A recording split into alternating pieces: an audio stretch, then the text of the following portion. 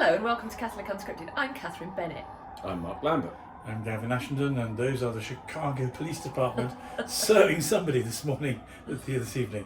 Anyway, local colour provided in full. It's warm today. This is why the window's open, which probably isn't helping with the noise, but hopefully you can hear us. We've just been in Oklahoma watching Jordan Peterson wrestling with God, and boy was he wrestling. And having photographs taken behind the scenes as very special, very important persons. So he was great. He was being interviewed at the latter half of the show by Konstantin Kissin, who threw a few good questions at him and kept the audience laughing. And whom we met afterwards too. And whom we also met afterwards. Charming man. But Jordan came out, didn't he, in one of his show jackets. He's got this thing lately where I don't know who his tailor is, but he's made up in lots of great jackets. And I didn't know what was on it, but I looked at a photograph later, and I think it was lots of images of the Blessed Virgin Mary or Holy Virgin. Well, yeah. we've got you standing right next to him. Well, I didn't. That's true.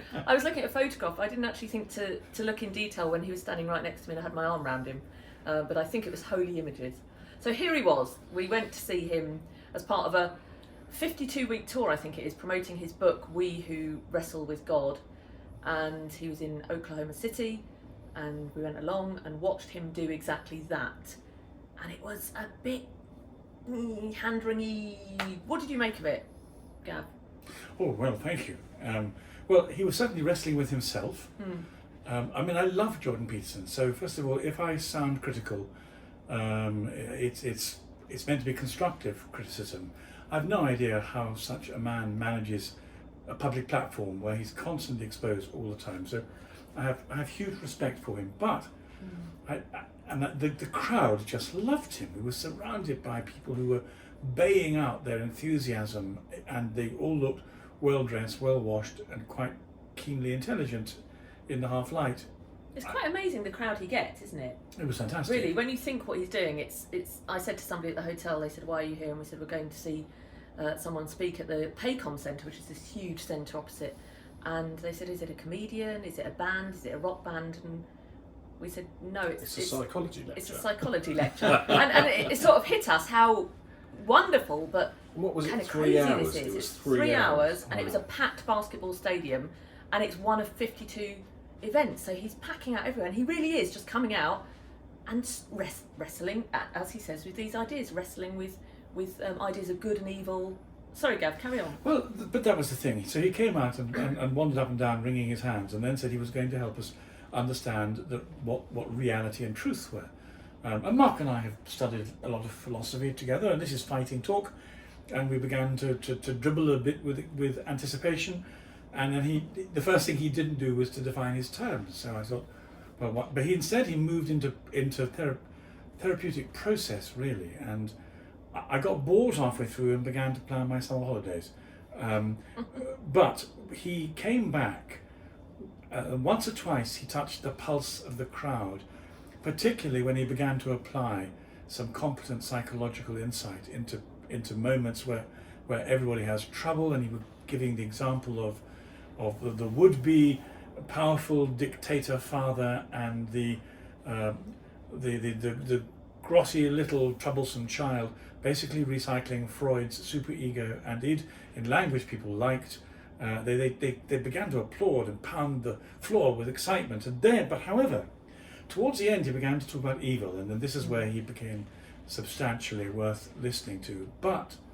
And astonishingly, he talked about the danger of being inhabited by evil. People will know that one of the things I commend him for is reintroducing the idea that people can be possessed by ideas. But for him, as a good Jungian, an idea is the same as a spirit, is the same as sometimes as an archetype. Jung was very big on what happens, particularly when you become possessed by the persona, a form of archetype. But he didn't go big into Jung, but he did go into possession and oppression, and frightened people by telling them they were in danger of becoming hosts to a spirit from hell. And then he stopped. And I thought, well, I'm very pleased that you've warned people that evil is the thing that they most need to concentrate on. Hopefully, just for the same reason I became a Catholic, that may bounce them into Christianity. But what are you doing preparing them by that route and having introduced them to the reality of hell via Auschwitz? And in the middle of it, by the way, I saw something I'd never seen for the first time. Germans are not supposed to have any sense of humour, and he made a great deal of perhaps the darkest joke I've ever heard, Arbeit macht frei, and the thought that I will never again say Germans have no sense of humour, as that particular motto hangs over Auschwitz and other prison camps. But I don't see how he was responsibly preparing people for belief in God, and although he was frightening them and warning them quite rightly about the implications of a life unprotected by the sacraments and by God, it's an awful risk to take, and I'm not sure he knew what he was doing. It was a bit hit and miss, because it was unscripted like this is, and you're going to be hit and miss, and some ideas hit really hard, and others you could see he was trying to work them out in the moment and lost people. And it's a long time to speak, and it's about an hour and 20 minutes just him pacing up and down and just speaking and pausing. Yeah, but academics could do that. That's just, that's like a hot bath. It's wonderful. Yeah, it was great. There were moments that were in any lecture like that where I think you'd wanted it to be you, didn't you, Gav? Yes, Let's be honest. Yes, you wanted to switch places and say, Jordan, sit down there, I'll show you how it's done. I really did. I'm awfully sorry. I thought, A, I can do this, and B, I think I can do it better than you can. Isn't that terrible? I'm so sorry. Only a little terrible. But what I wanted to say was, no, don't apologise, you would be very good. But was actually, although we talked about moments that hit and moments that miss, one thing I thought he gave a really good answer, didn't he, at the end when Konstantin Kissin asked him why it is, after he talked about good and evil, why so much evil is done by those in the name of God. Brilliant. Yeah, straight away. Yeah, tell us either one of you, tell us what he said about that. And we all thought, yeah, that was a really well observed. I can. Can I go, please? Can I go? Gav. Oh, you're so... We know it was good. Dear readers, Mark is only doing this as an act of humble generosity because he knows I'm gagging to answer this. Go, Gavin. It's very kind of him. Well, once again, what Jordan just laughed and said, this is such an obvious thing, why does nobody get it? He said the point is that there is conscious evil. We're back to the reality of the spiritual struggle. And he said what conscious evil does is it sets out to degrade good wherever it can get it. So it will always go to the best institution, the best people, the highest ideals. It will slide its way in like a snake, and then it will corrupt them. And its favourite way of corrupting is to get hold of an innocent child and then sexually pervert them, and then most effectively have the last laugh by blaming the good people and the good organisation. And I thought, I wish we could bottle this and put this out to explain that it is not the church that's guilty for paedophilia. It is the pederasts and those who've infiltrated it. And then the delight is not only to abuse and pollute children, God bless and help the children, but the delight is to really make the church stink to high heaven in the eyes of people who can't get this act of discernment that Peterson was talking about. And the thing is, it's only if you understand the reality of the spiritual struggle that you can see the purpose and the strategy and the outworking of this diabolic corruption of the thing that is most good. And in our case, surprise, surprise, it's the Catholic Church, it's the priesthood, and that's why the spirit of evil has found willing hosts to do it. It was a very powerful answer, and I was very proud of him. Yeah, it's very good. And Mark, you, like all of us, I think, saw him start slow, but you were saying on reflection afterwards, you picked up as he went along where he was going, what he was trying to do. Talk to us about that. Yeah, and I kind of felt like I really understood it after a little while. The first bit of it really wound me up, and it was like Gavin said, because I felt like there was no clear objective, and he hadn't defined his terms, and he just went straight into this sort of. It felt like prevarication to me. You know, that was sort of what it felt like. It's like, and I've seen him do that before. That he's talking about something, and it's like he's deliberately not telling you what his actual answer is. Instead, he goes all around the houses. But then it like. And if it was a way of provoking you to think, like a very good teacher to give you the materials, to give you the stimulus, and then to help you think it through, then they could be justified. But I wasn't clear that he really was doing that. I felt like he was doing that, and that was why I think I was perhaps a little bit more impressed with it. But what I felt that was fairly obvious to me was that what he was doing was building a parallel metaphysics from a position of empiricism. So it was like, like what he did was he drew parallel lines to the catechism, if you like, and for people with no theological training, or perhaps people who would disparage what the church teaches, he outlined a pathway to come to the same conclusions, you know, using Jungian terms perhaps, or showing another way to understand both scripture and tradition to be correct. You know, he was demonstrating that they're correct, whether you look at it from a theological perspective, and that's the I think what we found frustrating, because we were like, where's all the richness, where's all the beauty, you know, but what and the clarity. Yeah, exactly. Yeah, yes, it lacked. It did lack clarity, but it was exciting to see him. Like that, and the tortuousness. It made it look like he had, he tried his best to be sceptical about these ideas, but when he was honest with the material, he had to agree with the conclusions that and they were powerfully Catholic. You know, powerful, like you say, things about sin and the devil and all that sort of thing. You know, and I thought he did it really, really well. Well, you're right. When I was a university professor, I held a group which met in my faculty office every week for 24 years, called Skeptics Anonymous. And I did there what Peterson did in the basketball stadium. I did it with 10 to 15 to 20 people, and I followed the same technique. It's a time-honored technique. It's neither his nor mine.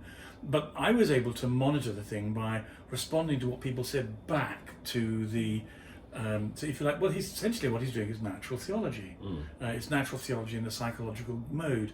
But I wasn't convinced he knew what we would be thinking back. And you and I, the three of us, all got it, but did everybody?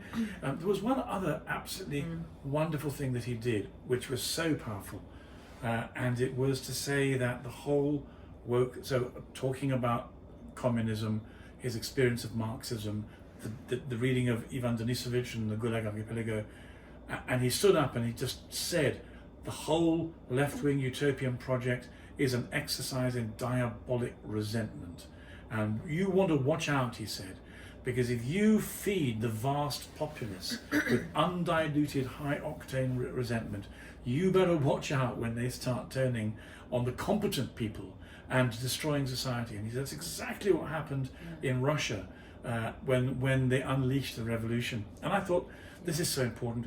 We must be saying more and more out loud that what's going on in the woke culture is the invocation of the demon spirit of resentment, and all it can do, it will cause the greatest trouble.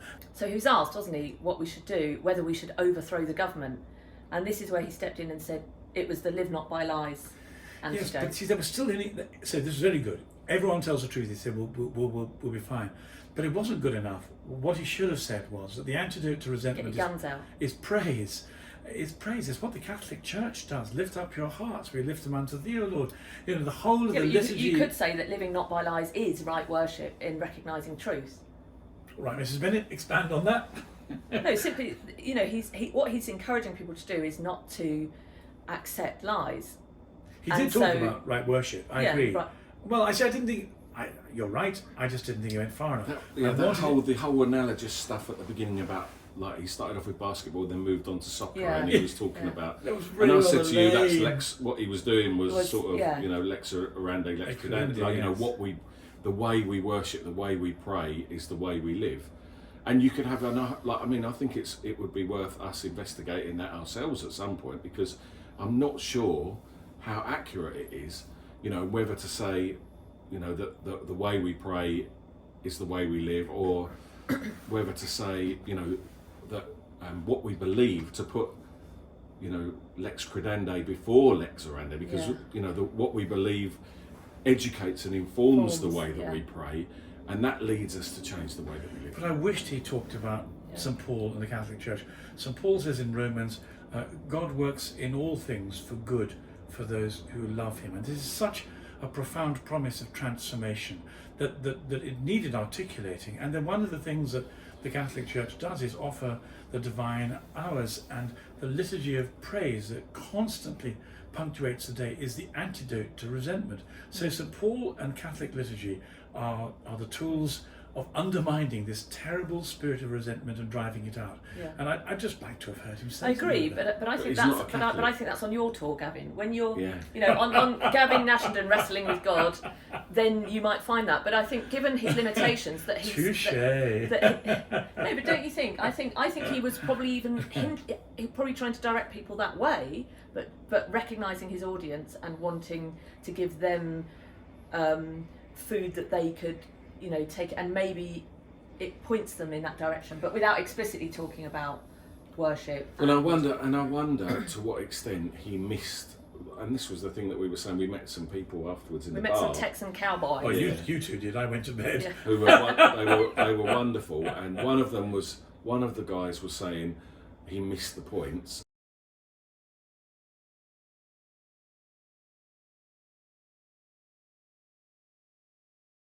And I think when he did that woke thing and the whole audience erupted, I think that there were certain points which was the fight back against the wokery and the different problems that we see in our society, that I think he really should have worked his lecture around to hit those points, because that's what people really came to him to listen to. But do you think he could sit on the fence? You see, I understand why he's trying not to lose his core audience by coming out as a Christian, and maybe he's not a Christian yet, and maybe who knows how his soul stands. In the end, he said the question that Konstantin asked him was, "Do you believe that Jesus Christ, rose is from the dead. incarnation?" Is the Son of God. Yeah, but then he said, it's well, the that best would possible be... explanation. No. With respect, he chose his words more carefully. He said that would be the simplest explanation. That was the word he chose. I think he did say it was the explanation. It was the explanation that he accepted. Mark arbitrate. I think. I felt that. So I understand what you're saying, but I'm trying not to use the word literally, because he wouldn't allow that was precisely the sort of terms that he denied. But I think. Or he said that just because something isn't literally true, he said something brilliant doesn't mean there. It isn't true. Yeah, about literal. He said, "Why is literal the highest form of truth?" And then he talked about story and said, Dostoevsky's Crime and Punishment isn't literally true, but what does that actually mean? It contains truth. So it's about, and that's myth, isn't it? So he was trying to point in that direction. Well, I did think that upset me a little bit, because I think it would have been worth saying what we know about Scripture, which is that it contains it contains literal truths, history, it contains history and poetry. And poetry, He didn't make that apologetic distinction. It's a library, isn't it, of different stuff. But this is exactly, it's what we were saying about, I don't know if our audience have seen, there's a wonderful discussion that took place between Jordan Peterson with Bishop Robert Barron and Father Mike Schmitz. And it is really, really worth watching, because Jordan does all his hand-wringing stuff, and you can see him trying to wrestle with these ideas, and Bishop Barron goes, "Oh, well, that's this and this, next," and just totally wipes the floor. It's not often you see Jordan Peterson go, "Oh, is it that? Yeah, right then." Look, because he's so good, isn't he? And he's so smart and so well educated, but he did seem the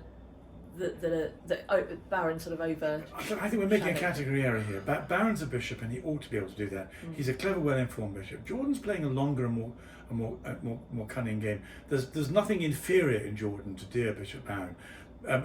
He's simply sidestepping to avoid being trapped. But my recollection is, because the word's so important, he did say, I think that in response to Konstantin, do you believe that Jesus Christ raised from the dead? Because he always said that. Yeah, it seemed to me he said he did say it's the simplest. That's the simplest explanation. And what he was saying by that is, effectively, that if you have to entertain all the different possibilities, that's the one, that's the true one. I give myself to that truth. Yeah. But he's very carefully choosing his language, so people can't then say to him, aha, he's very careful. So you've chosen the Jesus way. He was speaking as an objective commentator, a bit like Gamaliel.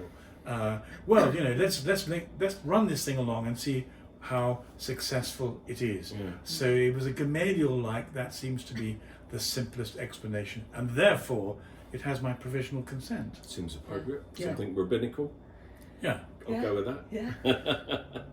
Well, and overall, I think I really enjoyed it. Yeah. And I love to see someone coming to the right conclusions, even if, that, like as Gavin said, I think it was frustrating for us as Catholics and as people who are deep in theology to see him missing certain connections or to, sort of failing to elucidate the truth in a way that would perhaps be more helpful. But what do you really mean by truth? Yeah, all of that sort of stuff. You asked me, do I believe in God? But that's a terrible accent.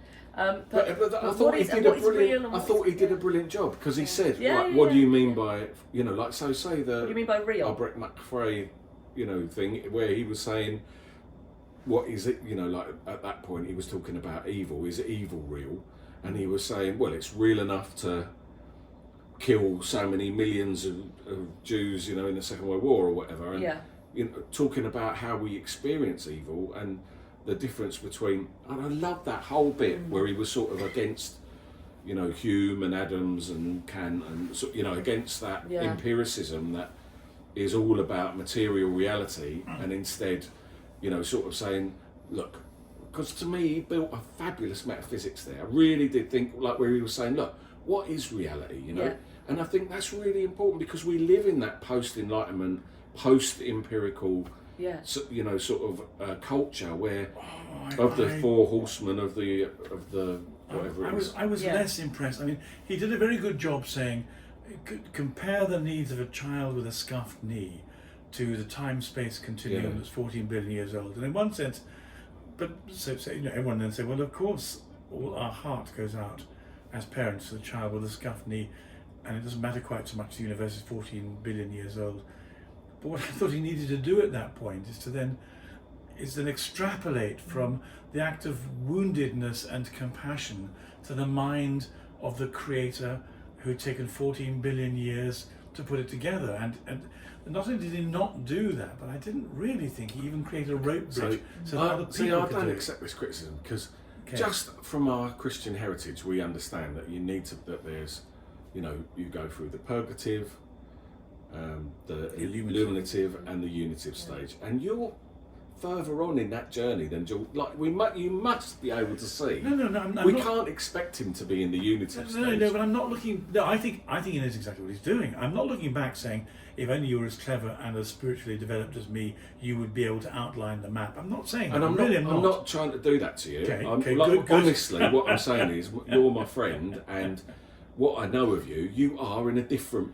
Obviously, in a different place. But hang on. But we need to distinguish between the experience of discipleship, which I have and Jordan doesn't have, and clarity of mind, which he has, and the benefit of all of that formation. And I don't have. What I'm complaining about is at the clarity of mind level. I'm accusing him, where he's better than I am, of not having thought it through properly, not having experienced it properly. Right. I'm very happy to talk about That's the experience. A good point. I'm simply saying that I don't think when it came to offering, so let's take the image, the metaphor, the analogy of creating a sort of a rope bridge across a canyon. So he threw the ropes across. So that's good. We saw him do that. But then what I expected him to do was to offer people a few slats so they could lay them on the rope bridge themselves and find their way across. I just didn't see enough slats. So you're already further on from me because what I saw was him doing all kinds of funny things, and I'd never realised he was going to build a rope bridge until it was off. So we were halfway across the canyon. Well, it was the and then I went, oh, that's what he was on the other side saying, mind the Indians, they're coming after you, come across. And I just didn't think he'd laid enough slats on the rope bridge for them to make it across where, when he suddenly said, the dark riders of the apocalypse are behind you, come, quick. And I think, no, but Jordan, how are they going to come? You haven't, you're frightening them, you're warning them, very good. But I don't think you've given them enough planks to create the bridge yet. Maybe that's the next year's tour. Well, he's done a good billing because that's what he, if you plan a nationwide tour and call it We Who Wrestle with God, then what you see is the wrestling with God. You don't see the having. I have wrestled with God. And he stole it from me, didn't he? Everyone. He stole it from Mark. That's my thing. Always my thing. Genesis 30 and Jacob wrestling at the Diabolic, and he must have watched Catholic Unscripted clearly, and he's finished it. Well done, Jordan. We love you. You were great, and we loved the jacket. It was good. It was very good. We enjoyed it, and we think he's doing good work. and it is a bit torturous at times. And I think he's definitely reaching people, because a lot of people have said that they have cleaned up their room and it was amazing. Becoming Christian. It was amazing. And I don't, and he may be Christian, but I agree that he very much gives this. I live on the boundaries. I'm not going to say one way or the other. By the way, join my worldwide university. Yeah. By the way, join my. Tell us about that. That was brilliant. There was a great. Before he came out, there was a big build up of his videos talking about the things that he has produced, the essay writing and the university Gav. So it's wonderful. First, it was just like the selling of medieval indulgences. Buy my software and you can get yourself from an F to an A straight away. And then, by the way, the universities, they cancelled me. Guys, it's payback time. Yeah, really I thought that was wonderful. They cancel me. I'm going to cancel them. I thought I could return the favour. That was it. That was it. Yeah, I thought I'd return the favour. So everyone started his own university. And this basketball stadium filled with Oklahoma liberal arts graduates stomped the floor and shouted and whooped. He's going to go a long way. He's going to be as rich as Elon Musk, I think. He's a good man. It's certainly, we found it. I think what's great about it is that we're still talking about it 24 hours on. Yeah. We really, got something out of it. It was very, very stimulating, even though I found it very difficult to sit on those uncomfortable chairs for 3 hours. And Konstantin really did well at the end, because he kept it on time, and he made lots of really great wisecracks. In fact, they really should have changed the balance. Konstantin, I don't know if you're watching this, but if you can persuade Jordan to give you we thought more you should time, have come on earlier. You should have come on earlier. Yeah, it was. He did well. I think it would have been good to stop at an hour and do an hour with Konstantin. In the end, it was about an hour and 20 with Jordan, about 40 with Konstantin. But it's probably different every night. It's probably that sometimes. I wonder. I think it's choreographed. Do you? Yes, of course it is. In his mind, he knows exactly the route he's taking. I dare say he's got 2 or 3 possible alternatives, which, according to his sense of intuition, he might follow. But basically, he's got a map with a couple of routes. And I mean, but to keep it fresh, he'll need to vary it. So it's a map with half a dozen routes. It gives me great hope that there were that many people in that location, which you wouldn't think was a heartbed of intellectual, prepared to turn out and listen to something that cerebral for that amount of time. I thought they might sell hats at the end, make Jordan Peterson great again. Yeah, that would have been great. That would have been excellent. And I got a signed poster for my youngest son, who's a big Peterson fan. And I got a gold Trump coin. That's another story from one of the Cowboys. Anyway, it was very good, and we really enjoyed it. And thank you very much to Tammy, who I'm sure is watching, for inviting us along. And I hope you feel better soon. Anyway, that's it. We're off out to get some steak, I reckon. Absolutely. But for now, thanks for watching. I'm Katherine Bennett. I'm Mark Lambert. I'm Gavin. God bless you. God keep you. Bye for now. Now we'll find out that you haven't pressed record. That would be extremely depressing. 29 minutes, 16 seconds. Nice time.